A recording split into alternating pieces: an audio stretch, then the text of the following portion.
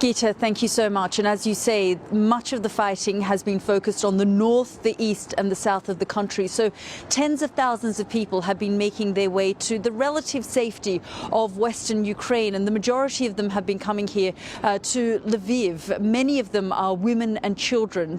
Many of the men have had to stay behind and continue to support the Ukrainian military. Of course, there's martial law here, so men between the ages of 18 and 60 are having to stay and fight alongside the military. The other issue that this country and much of the international community is currently dealing with is the misinformation and disinformation that's going on with the kind of resources that have been coming out on both sides of this conflict. And we've got with us now Taras Yatsenko, who is one of the founders of an independent news website, who can tell us about how he's dealing with misinformation. Taras, thank you so much for joining us here on the program. Just tell us a little bit more about the independent media program and website that you're running.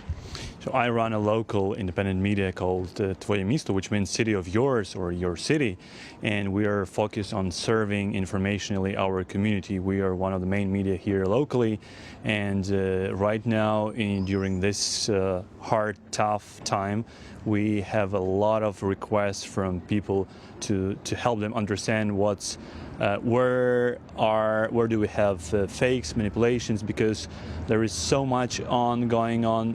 Like we see here, a safe city so far with no bombings as in East Ukraine, but we do see many informational bombings that are happening every day, and we are trying to deal. It's overwhelming even for our newsroom, but we are trying to serve the people today. So when you say there's a sort of misinformation bombing, just to help us understand the kind of things you're dealing with. So are you looking at fake videos, for example?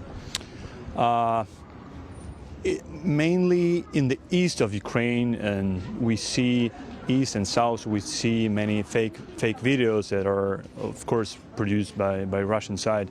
But on the other hand, here in Lviv, we don't see something like that. But we can see different manipulative things that are trying to get our attention away. For example, people have been looking for the last few days for different weird signs on the buildings, on the roads.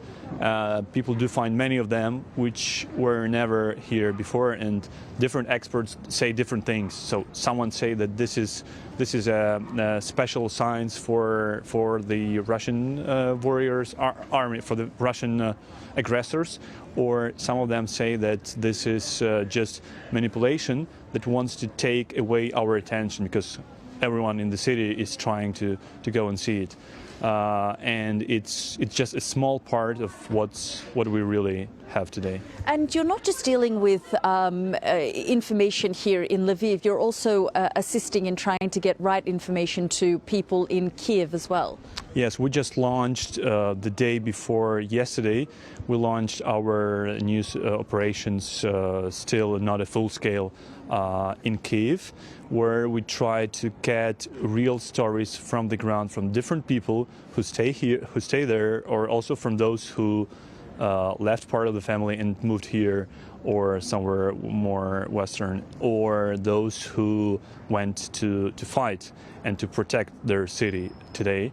And we see that these stories are extremely popular and important nowadays, because people need to see the community. That's what we've been building here in Lviv for almost a decade, since the Revolution of Dignity in 2014. We were trying to build informationally the dialogue and really trust in our community, and that's what we are trying to do. We planned to launch our media in Kiev longer ago, like in the future, but now we just came up with the idea that we need to help people there right now, because we need to stand for our capital together and to protect it. And are you finding that more and more people are coming to you to seek information? Yes, dramatically. We see it from all of our sides, not only in Lviv. We see it from all our Lviv region. We see it from Kyiv. Because we just launched and we have already like thousands of people who read our stories, and we see that people need correct information and information they can trust.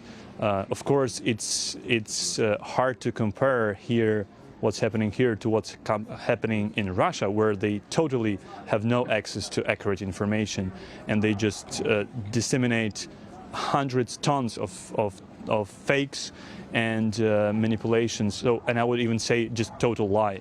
And we have lots of evidences, but here we don't have that much of that. But people are just overwhelmed with what's happening and also stressed.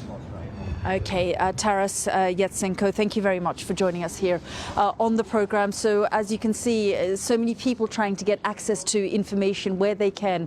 And of course, social media, the internet, various different websites, there's an overwhelming amount of disinformation and misinformation. And so these groups are trying to assist people in trying to access correct information where they can, whether that's here in Lviv or in Kiev and other parts of the country.